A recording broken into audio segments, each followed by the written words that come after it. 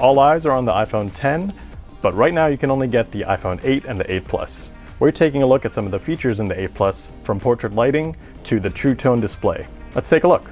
So the first thing you'll notice when you look at the iPhone 8 Plus is the fact that it looks the same as the iPhone 7 Plus. It has the same dual camera system and look as the back. The only thing that's sort of new is this creamy gold color, which isn't really available on the iPhone 7 Plus. There's a gold color, but it's not the same. This is a little pinkish or off-white. The other difference is that on the iPhone 7 Plus, you had antenna bands sticking up on the sides here on the bottom as well. Apple has now made a cleaner look. There's just antenna bands on their corners.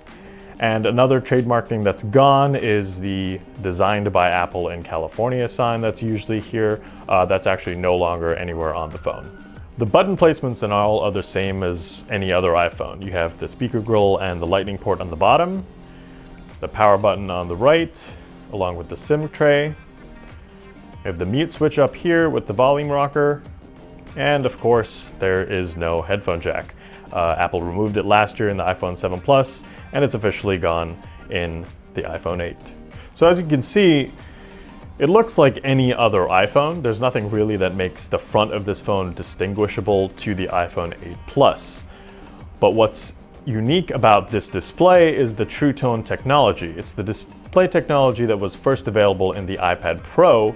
What it does is basically change the display, change the lighting of the screen to whatever environment you're in. So if you can see right here, we're in a little bit of a cool, dark environment, and True Tone is on. What happens when we turn True Tone off is the display gets a little cooler. It's not as warm as it thinks it needs to be, but when it's on, you can see that display slightly shifting to a little warmer tone. And this display actually matches the environment that we're in. It's a little nicer and easier on the eyes. And of course, if we switch to such harsher lighting, then it would automatically adjust as well. Apart from the True Tone technology, there's not much else different between the iPhone 8 Plus and the iPhone 7 Plus in terms of display. You get the same 1920 by 1080p resolution, support for wide color gamut, and the screen just looks really awesome. What is a little different is the speakers. Again, there's bottom firing speakers here, and this actually earpiece acts like another speaker, so you're getting stereo sound. Apple says the sound is 25% better than the iPhone 7 Plus, and it's actually noticeable. It sounds a little more richer, it definitely gets a lot louder, and overall it's just a better listening experience. Apple's A11 Bionic processor is what's powering this device, and ARKit is something new in iOS 11. Now the Bionic processor is fast, as you can see in how we move in the OS itself. But at the same time, there's not much that really requires that intense power. That's where ARKit comes in. ARKit is augmented reality. It's a framework for developers to add augmented reality services and apps so that you can use with your camera. For example, let's take a look at IKEA Place, which is an IKEA app that lets you place IKEA furniture in your house so you can see how it looks before you actually purchase something. So what you first need to do with many of these ARKit apps is use the camera to let it adjust and find the surrounding. And once it's done that, let's take a look at what we want to place. Let's say this trash can or storage bin. Wow, that looks big. So it's a lot bigger than I thought. This is technically true to scale, or it tries to be. So you can see what it would sort of look like. And there we go. So you can move it around in the room, bring it closer or further away, and you can get a sense of how it would look in your house. And then you have it placed on the ground. It's pretty neat. Let's try one more children's stool. Oh, it looks like this one didn't leave. So let's get rid of that one. Now let's move this stool. So that's kind of appropriate size that I would expect a children's stool to be. Maybe a little small. Again, the dimensions might not be 100% accurate, but it helps definitely give a sense of scale as to what this might look like in your house. One of the other ARKit apps and use for ARKit is gaming. So let's take a look at the Machines, which is an AR game.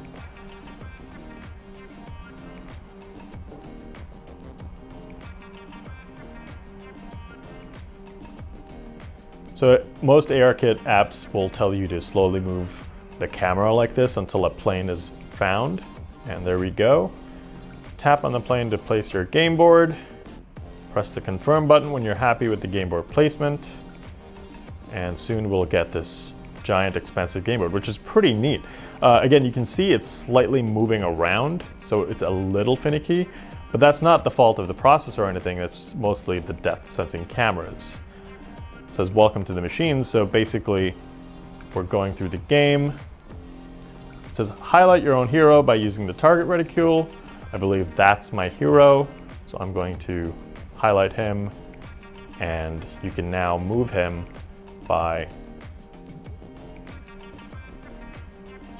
tapping on his, there we go. Move your hero by tapping the portrait. So we have to select my hero and move him here. As you can see, he's moving. So this just adds another level of excitement in a way to gaming in general on your phone. It's something that makes it a little more social. If you have people around, of course you can, include them in this. It's kind of neat being able to play while looking at the real world. And that's some of the basic uses of AR. There are some other apps like MeasureKit AR, which lets you measure the size of objects in front of you, which can be handy if you're moving again, looking for furniture and need to quickly measure something, but you don't have a ruler on you. So iOS 11 actually brings a bunch of improvements to the overall OS, but it's nothing major. The most noticeable change is this new control center. As you can see, we've added a lot more things that you couldn't have added before, and it's all on one screen. And it now features things like 3D touch, so I can do things like press and hold on the brightness slider, and you can directly turn True Tone off or night shift. Same applies to music and Wi-Fi, Bluetooth, and data. It's a much nicer control center, but we're not entirely fans of the new notification system. Before, you would slide this down, get access to your notifications, and that was kind of it. Now, bringing your notification shade down is basically the iOS lock screen. So if we lock the phone, it looks basically the same, right? Let's go to the home screen, and again, it looks the same. Now you can see my notifications here, but you can interact with them like you can before, but when you swipe from the right or to the left, you open the camera, and now you're in the camera, so you have to leave. And now when you swipe to the right, you get the Today widgets. So you're basically adding the lock screen to the normal notification center. Basically, you can have more lock screen functionality. I'm not sure why they did this. It's a little confusing, but everyone will probably get used to it, as they always do. But again, we're not 100% fans of that feature. And the other major feature for the iPhone 8 Plus is wireless charging. It's partly why the back over here is glass. It enables wireless charging, and let's take a look. There you have it. No need for a lightning cable. All you have to do is plop it down on a wireless charger. And the good thing is Apple is using the Qi standard, which has been available for quite some time, and there are a lot of Qi wireless chargers on the market, so you can have, it's really your choice on what you want. Mophie has worked closely with Apple along with Belkin, and they both have made a truly efficient charger, or at least they claim that. And one thing that you should know is Apple's iPhone 8 Plus accepts 5 watts right now, but later on in a software update, it's going to be able to accept 7.5 watts. The Mophie and the Belkin are capable of providing 7.5 watts, so basically you'll only get that slightly faster wireless charging capability in a software update later on this year. And of course, the iPhone is known for its camera, and it's just as great on the 8 Plus. There's 2 dual 12 megapixel cameras. One is a wide-angle lens. As you can see here, this is the standard.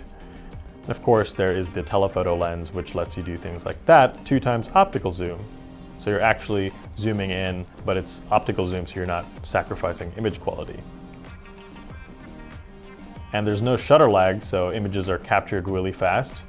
And there's optical image stabilization on the wide-angle lens. But the other more interesting feature is portrait mode. Portrait mode was first introduced last year on the 7 Plus, but now there's this new beta feature called portrait lighting, which adds several new effects that let you enhance portrait mode even further. So the first main one is natural light. And as you can see here, it's basically almost the same as normal portrait mode. The next one up is studio light. I like studio light a lot because it makes the subject a lot brighter. It's especially helpful in these darker, low light situations. Contour light is a little hard to highlight here because of the light situation we're in, but some of her facial features are more defined. It's of course easier to see when you're shooting outside in direct sunlight. And this is stage light, which will basically take a photo of her and put it against this black background. And this is stage light mono, which is the same thing except in black and white. So when we take a look at some of these pictures, this effect in particular, stage light, definitely looks a lot better. I just want to clarify, yes, stage light. Stage light looks a lot better when you have more of a better background and better lighting. Right now it basically cut out her face pretty accurately, except you can see that the glasses messed stuff up and some of the edges here aren't really perfect, but it still did get those cut out right. It's sometimes not as accurate when you have different hair strands, but the point is it puts this black background, and the same is accurate here, except this is in color. This actually looks a lot better, but again, you can see the glasses here mess things up a little. But we like these ones a little more. This is contour lighting. You can see that her nose is a little more brighter than everywhere else. This is studio light, which looks really nice. And this was the natural light, which is a little dim. So I think the best one in this lot is studio light. And the cool thing is that you can now turn off portrait mode. Basically, you can tap here. This is portrait. This is original. So you're removing the blur basically, and you can turn it back on if you want it. And you can change the lighting feature at any other moment, so you're not restricted to whatever you initially shot with. So the iPhone 8 Plus camera can now also shoot in 4K, but the nice thing is that you have a lot of options in how you want to shoot. You can shoot 4K at 60 frames per second, 30 frames per second. 24 is here because it gives that nice cinematic feel. But of course, if you don't really want to shoot that high resolution, you can of course shoot in 1080p, 60 FPS, 1080p, 30 FPS, or 720p at 30 FPS. But my favorite feature is being able to shoot slow motion videos in 1080p. Before, you were only able to shoot 240 FPS in 720p, which didn't look that great, but now with full HD, videos look a lot nicer. Let's take a look at one I did this morning. There we go. This is over here near Madison Square Garden. Full HD, completely crisp, it looks awesome, and you have super slow motion, so everyone is moving really slow to work. So that's the iPhone 8 Plus. It comes in two size configurations, 64 gigs and 256 gigs, and it'll cost $800 for the smaller size and $950 for the bigger size. It's available now from all major US carriers, or you can head over to an Apple store to pick one up.